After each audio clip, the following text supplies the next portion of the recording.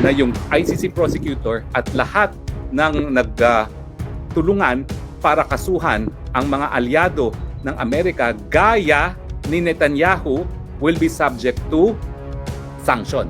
Lahat yung mga nagsampa ng kaso, lahat yung nagbuyo, nadambahan ng kaso, yung Leila de Lima na yan, lahat yung mga nakipagtulungan para arestuhan si Presidente, dapat huwag sila mabigyan ng visa at lahat ng assets sila sa Amerika ma-freeze. Para nga sabihin na yung patuloy na pagkakakulong sa Netherlands ay sa paglabag mismo ng Netherlands sa karapatang pantao ni Presidente Duterte. Tungkol dito sa ICC at yung kontrobersya kung saan kinuha nga sa pamamagitan ng kidnapping ang ating Pangulong Presidente, dating Presidente Rodrigo Roa Duterte. Now, sinabi natin nung isang broadcast natin na ang nangyari kay Presidente ay arbitrary detention dahil ito ay gawain ng taong gobyerno na pilit na sinupil ang kalayaan ni Presidente Duterte at yung panunupil na yan na illegal, no? Dahil nga yung warrant of arrest ng ICC ay hindi naman nasilbi sa kanya sang-ayon mismo doon sa tratado na bumuo ng ICC. No, so ang ating assertion ay yung pagkakakulong niya sa kanya sa ICC ay arbitrary detention din, no? Dahil bagamat hindi sila taong gobyerno ng Pilipinas, sila ay tao ng ICC. At ang ICC sinasabi nila na may legal na basihan na kinu-question naman natin. So tingin ko nga kapag matapos mapasok ang ebidensya na talagang merong arbitrary detention na nangyari laban kay Presidente at ang mga mahistrado ay hindi pa rin pinalaya ang ating Presidente, pati sila mananagot sa arbitrary detention, no? Sa batas ng Pilipinas. Ibang usapan yun kung makukuha natin pagkatao nila, no? Pero kung kinuha nila ang pagkatao ni Presidente sa pamamagitan ng kidnapping, yan nga yung dahilan kung bakit meron tayong kasabihan na do not come to court with unclean hands. Kasi when you come to court with unclean hands, pwede kang bawian, no? Pwede sila mismong kidnapin at dalhin sa Pilipinas at hindi sila pwedeng umangal dahil ganyan nga ang ginawa kay dating Presidente Rodrigo Roa Duterte, no? Pero ang tanong ngayon, ang Presidente ay nakakulong sa Netherlands. Ang tanong, may pananagutan ba ang Netherlands? Kung sa talagang matapos ma-offer ang evidence na kinidnap ang ating Presidente, ay hindi pa rin palayain si dating Presidente Rodrigo Roa Duterte ng ICC. Well, ang sagot po dyan sa international law, meron po. Dahil ang basic principle sa international law, ang bansa na pumayag na gamitin ang teritoryo niya sa isang pamamaraan na nakakadanyo sa iba ay meron pananagutan sa international law. Sa Ingles, a state that allows its territory to be used in a manner injurious to another shall be responsible for the latter for an internationally wrongful act. Bakit po nagkakaroon ng pananagutan ang Netherlands? Kasi kung alam na niya na talagang naging biktima ng krimen ang ating dating Presidente na naging dahilan sa kanyang pagkakakulong sa ICC at wala siyang ginawa, well, masasabi na rin natin na ang Netherlands, dahil ang kulungan ay pinatatakbo ng gobyerno ng Netherlands para sa ICC, ay siya mismong may pananagutan din sa ilalim ng international law. No? Hindi naman siya po pwedeng magbulag-bulagan at bingi-bingihan dahil pag na-offer na ang evidence sa ICC, that's a matter of public record, no? At saka sa ngayon nga lang, ang aking assertion is, kung ako'y susulat sa Dutch government at pinakita ko yung mga videos sa mga pangyayari, talagang makikita nila na illegal yung pagkakahuli kay dating Presidente Rodrigo Roa Duterte. At matapos silang mapagbigyan alam na talagang sa pamamagitan ng kidnapping, ang sabi nga ni VP Sara, international extraordinary rendition, ang pamamaraan para makuha ang pagkatao ni Presidente Duterte at hindi nila linabas sa kulungan ang ating dating Presidente, sila mismo ay merong pananagutan. Now, ang tanong, saan ka po pwede pumunta para mapanagot ang Netherlands? Well, depende yan kung sino ang magrereklamo. Kung si Presidente Duterte mismo ang magrereklamo, ang tingin ko ang pinaka-epektibong korte na pupuntahan niya ay yung European Court of Human Rights. Kasi kabahagi ang Netherlands doon sa European Treaty on Human Rights at talaga namang nakasaad din dyan sa kanilang tratado yung karapatan ng lahat ng tao na nasa teritoryo ng European Union, hindi lang mga Europeans mismo, lahat ng tao na narito sa Europa ay merong karapatan to due process, no? At ang due process naman ay kapareho ng due process na nakasaad sa ating saligang batas, no? No person shall be deprived of liberty without due process of law.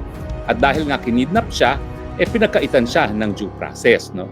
Now, ang maganda dito sa European Court of Human Rights, ang desisyon ng European Court of Human Rights ay enforceable against a European member. So hindi siya Pyrrhic victory. Ang isa kasing forum na pwede rin puntahan ni dating Presidente Rodrigo Roa Duterte ay ang UN Committee on Human Rights. Napakadami na po namin kasong naisampa dyan na nanalo kami, nagkakaroon ng deklarasyon na yung ginawa ng Pilipinas gaya ng criminal libel na nagpapataw ng parusa ay labag sa karapatan ng malayang pananalita. Ang problema, parang inutil naman yung decision ng Human Rights Committee kasi pag inignore ng bansa, wala ka na magawa. Hindi gaya ng European Court of Human Rights na pwede mong ma-enforce laban sa Estado. Now, ang isa pang kumbaga balakid dyan sa remedyong yan ay kinakailangan mag-exhaust ka muna ng domestic remedies. No? Siyempre, dito sa ICC, kinakailangan mapresenta muna yung ebidensya na talagang kinidnap siya at magkaroon ng desisyon ang ICC na maen pa. Malay namin, pakialam namin paano nakuha ang taong yan. Basta importante, mabigyan siya ng fair trial. At yan ang tingin ko magiging desisyon ng Korte ng ICC. Sinabi yan ni dating ICC Judge Raul Pangalangan at yan talaga ang desisyon ng hukuman. Now, sa tingin ko mali yan, no? Dahil meron namang isang at least domestic constitutional court, ang Constitutional Court of South Africa, na sa tingin ko ay mas angkop sa prevailing norms of human rights law na hindi mo naman po pwede ituwid ang pagkakamali sa pamamagitan ng isa na namang maling pamamaraan. At ang sabi nga ng Constitutional Court of South Africa, no, na kapag ang pamamaraan ng pagkuha sa pagkatao ng akusado ay illegal, kinakailangan mawalan din ng jurisdiction ang hukuman. Now, dito sa ICC, wala pang desisyon talaga na nagsasabi na kapag illegal ang pamamaraan ng pag-aresto ay mawawalan ng jurisdiction ang hukuman. Pero may mga kaso na nagsabi na po pwedeng mangyari yan, and I quote, where the administration of justice is seriously compromised. Yan po yung desisyon sa kaso ng prosecutor versus Lumbanga. No? Tapos ang sinasabi doon, meron pong abuse of process kapag ang prosecutorial or state conduct shocks the conscience of the court, interferes with accusability to conduct a defense, or undermines judicial integrity.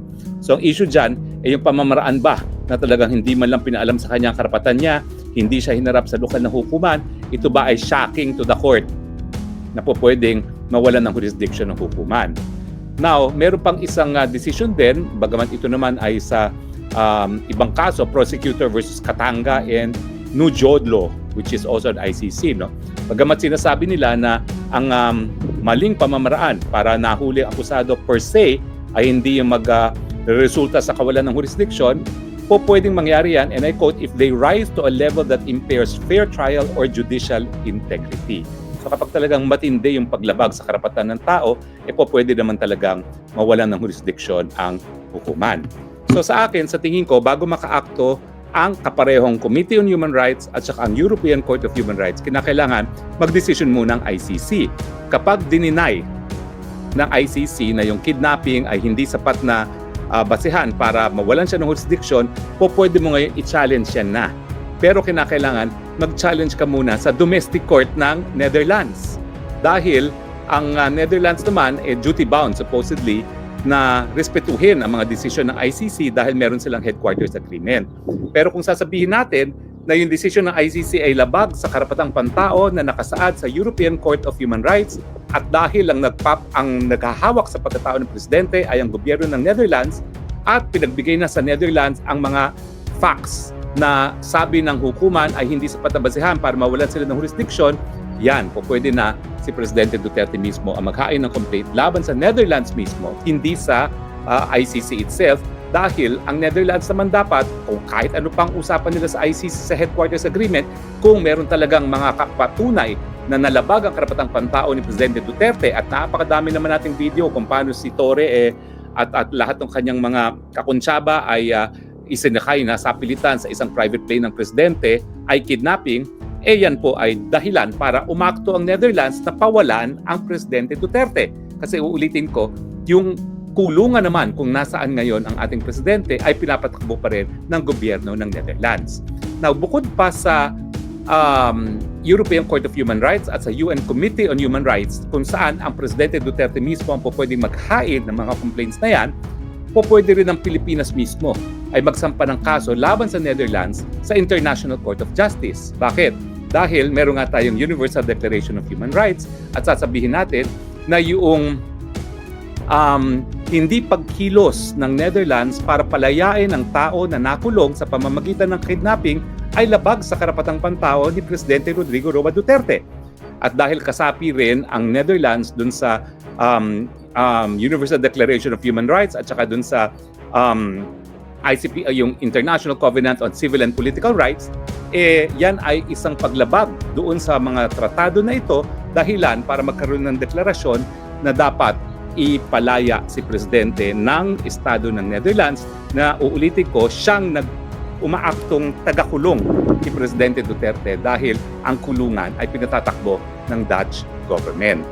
Now, of course, hindi mangyayari ito habang nandyan ang Marcos Jr. administration dahil ang Marcos Jr. nga gustong-gusto niyang nakakulong ang Presidente Duterte sa dahig dahil yan ay pamamaraan para mawala na yung tinik sa kanila. No? Ang natitira na lang tinik sa kanilang isipan ay si VP Sara at kaya nga seryoso sila na tatanggalin nila bilang Presidente para wala nang balakin para si Lisa Araneta Marcos o si Tambaluslos o si Sandro Marcos in a few years siyang magpatuloy ng Marcos Forever government. No?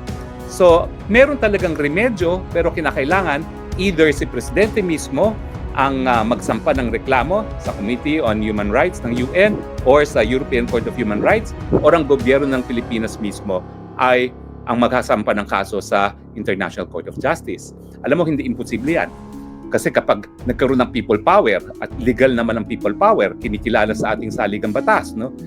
Talaga naman pong pwedeng si VP Sara na maging presidente. At kapag si VP Sara ng presidente, bakit hindi naman niya questionin yung pamamaraan kung paano nakuhang pagkatao ng tatay niya on the assumption na on the existing jurisprudence, main pa nga ang sasabihin ng hukuman. Ang importante, mabigyan siya daw ng fair and impartial trial na sa tingin ko ay mali. Well, alam niyo po, si Judge Pangalangan is really my mentor in international law. Bagamat ang desisyon, siya talaga ang nagdesisyon na kunin ako na magturo sa UP College of Law at siya talaga nagtalaga sa akin bilang direktor ng Institute of International Legal Studies. Bagamat, kaya naman niya ako kinuha dahil doon sa teacher ko sa international law sa London School of Economics na kinikilalang Panginoon ng international law, no? Si Sir Eliyahu Lauterpact na namatay na. No? Yung mga panahon kasi noon, si Professor Lauterpact ang presidente ng ADB Tribunal, ang Secretary General ng Tribunal ay si Dean Raul Pangalangan. Kaya nga, bagamat naging teacher ko si Raul Pangalangan, hindi sa international law, sa obligations and contract, 225 lang ang grade ko doon. Talaga namang hindi ko makakalimutan yung grade ko doon sa 225 na yan, no, sa obligations and contract, kasi 5 units yan. So parang mediocre lang ako kay Raul Pangalangan pagdating sa international law, no? Pero ang sinabi talaga sa kanya ni Professor Lauterpact, "Oy, ba't hindi nagtuturo si Harry Roque sa College of Law mo, ha? Napakagaling yung batang yan." Okay, yun. Kaya tuloy, naimbita ko ni Raul Pangalangan. Tingin ko naman, dahil naniwala siya dun sa assessment ni Sir Eliyahu Lauterpact, no? Pero yung sinabi talaga ni Judge Pangalangan, former Judge Pangalangan ng ICC, ay talagang sa ICC, baliwala yung pamamaraan na nakuha yung pagkatao ng ICC. Sa akin naman, hindi ibig sabihin na palibasa ganyan ngayon ang desisyon ng korte na baliwalain ang pamamaraan dahil ang pamamaraan ay mali, hindi dapat tanggapin. Kaya naman ako talaga, kung ako ang abogado, paglalaban ko pa rin yan dahil kinakailangan ma-overturn o mabago yung desisyon ng hukuman na baliwala yung illegality ng pagkakakuha ng pagkatao ng isang akusado. So, malinaw po, no? Maraming remedies si Presidente Duterte, hindi lang sa ICC. Ang number one remedy syempre sa ICC na dahil sa illegal na aresto, dapat talaga ma-dismiss ang kaso laban sa kanya.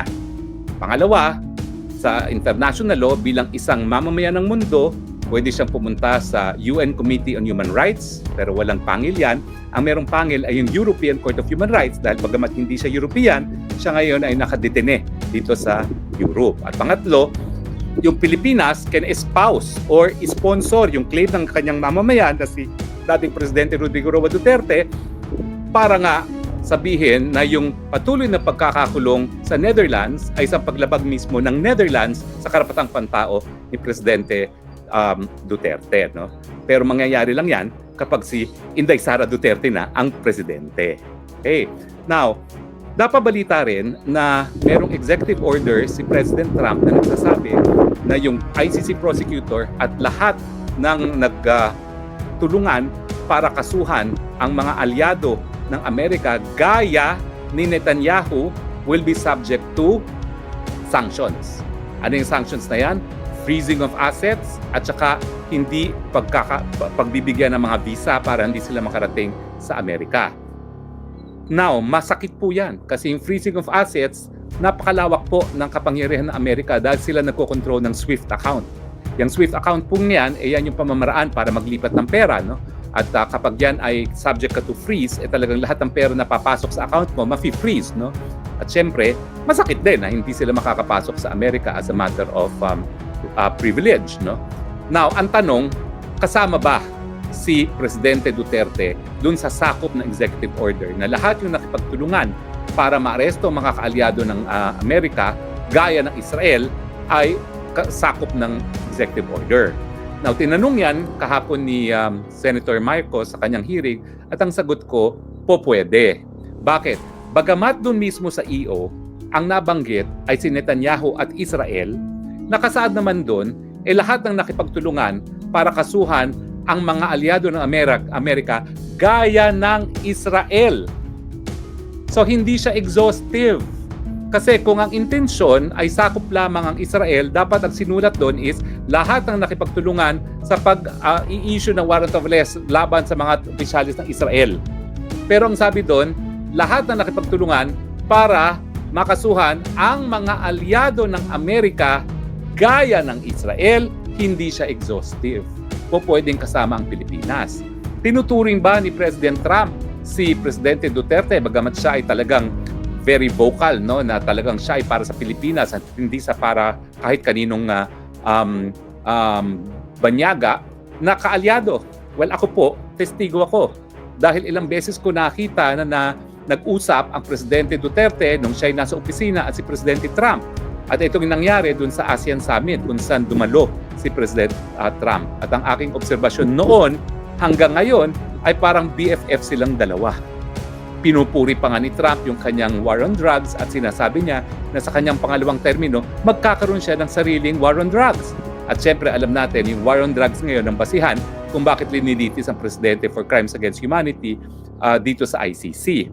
So sa tingin ko, hindi lang kaalyado ng Amerika ang Pilipinas at talaga namang tayo ay non-NATO ally ng Amerika, kaya nga nandyan ang mga base militar nila, no? Ayaw man natin na gustuhin. Pero close personal friend pa siya ni Presidente Duterte.